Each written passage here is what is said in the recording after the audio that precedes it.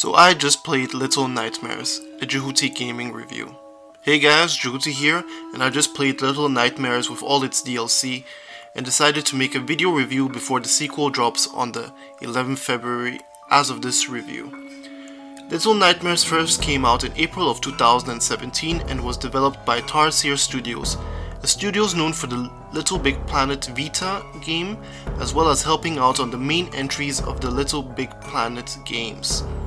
It's a puzzle platformer horror action game that has its own unique feeling and art style to stand out from the crowd. Bandai Namco published it and are also publishing the sequel, so without further ado, please enjoy my review. The game has you play as a little girl in a yellow raincoat named Six that tries to survive in an hostile environment on a boat in the middle of the ocean named the Maw. The game is made up of multiple game types such as exploration, navigating the world by climbing and jumping, but there are also a couple of head scratchers to change up the pace in regular interval. These puzzles can be partially physics based and are interesting by themselves, like finding a way to bring an object to a specific spot so that you may use it to progress further. They can also be simple, however, like pushing a chair or a box somewhere so that you may climb up on top of it. However, in some cases, these puzzles can just be trial and error, like just walking around till you stumble on the required object to interact with, or having to die at least once before seeing the solution. Especially the scenes where you have to suddenly hide from an adversary. There may only be one or two designated hiding spaces, but if you didn't carefully observe the environment before the enemy barged in, you're most likely to panic the first time around and get caught. You'll find yourself at the last checkpoint. Speaking of checkpoints, they're a bit of a hit and a miss in this game. Sometimes they're okay, other times they seem to put you a bit too far back. But overall, it doesn't really take away from the game, I'm just nitpicking a bit. There are also occasional chase scenes, where Six has to run away from a pursuer, and there are rare scenes where all of these previously mentioned game types are put together to really ramp up your blood. Lastly, there is one boss fight in the game, but I won't spoil it for you. Now we have to talk about controls. You use the left stick to move about and have a button to turn Six's lighter on and off, a running button, one for jumping, and lastly to hold and pull interactive objects. The controls feel a bit floaty at first and may cause the one or the other unwanted death, but it actually helps you feel unsettled, especially when you can die by falling or are being chased. Some collectibles are in the game as well, in form of hugging gnomes, lighting candles, and breaking dolls. These bring a bit of more value to the whole package. But if you want more, there are 3 DLC packs, collected all together under the name of Secrets of the Maw expansion. These DLCs take place mostly parallel to Six's adventure, as you play a kid dubbed the Runaway Boy. Some new mechanics are also introduced, like a flashlight and swimming, of course accompanied by their own form of new puzzles.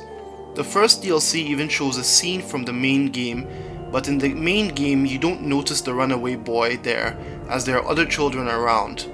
Plus, he doesn't have a bright yellow raincoat to stand out. In terms of presentation, the game was developed with the Unreal Engine, and graphically goes more for a simple look. There isn't really anything complex here that is pushing the hardware, but the art style really sells the charm of the game. The darkness is really well realized, as it contrasts nicely with Six's lighter. It may all seem dark, but the environments are very differentiated from one another, and have a lot of details if you take your time to observe them properly. To top it off, the sound design is top notch as well, and helps round up an atmosphere that unsettles you throughout your whole time playing the game. Be it the background music or the sounds that the enemies make when they see you. This being a horror light title, there isn't really any gore here, but the death scenes are still very well realized, whilst not always showing exactly what happened to Six. On a base PlayStation 4, the game has a resolution of 1080p and runs at 30 frames per second. On PS4 Pro, the resolution is bumped up to 1620p and the frame rate to 60 FPS, which it holds for the most part. It lends itself to be played on a PS5 with backwards compatibility on a 4K TV as well, and then on top of that it may achieve the 60 FPS more constantly.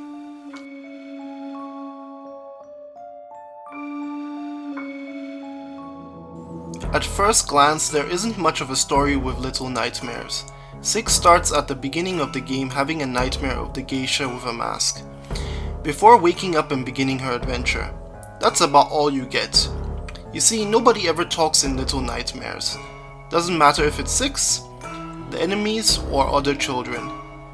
You mostly only have questions after finishing the game. Who is 6? What are the gnomes?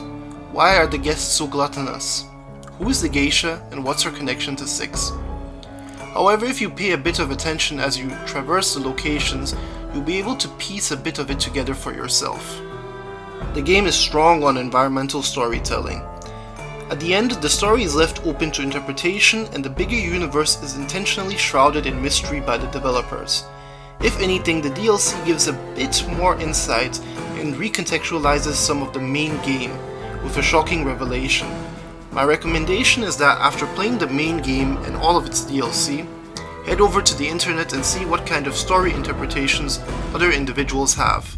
Let's just say 6 has her hunger for a specific reason. Little Nightmares is a game you play for the experience, with a slight challenge in form of traversal and puzzles. For the most part, you can also just breeze through this game. It took me about 6 to 7 hours to finish the main game with its DLC. If you are really good at puzzles, unlike me, then you could most likely do the same in under 3 hours. However, I don't think that applies to most of us. Some may see the runtime as a problem, but for me, considering it's a smaller game with a smaller price tag, I believe the length is just about right. As there isn't much gameplay, and the experience could have lost its magic if it were any longer.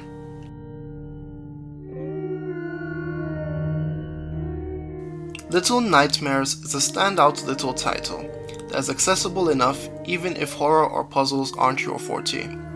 If you don't want to pay full price, the game occasionally also goes on discount on various digital storefronts. There's a physical copy too if you so desire. The game has definitely whetted my appetite for its sequel and more from the universe in general.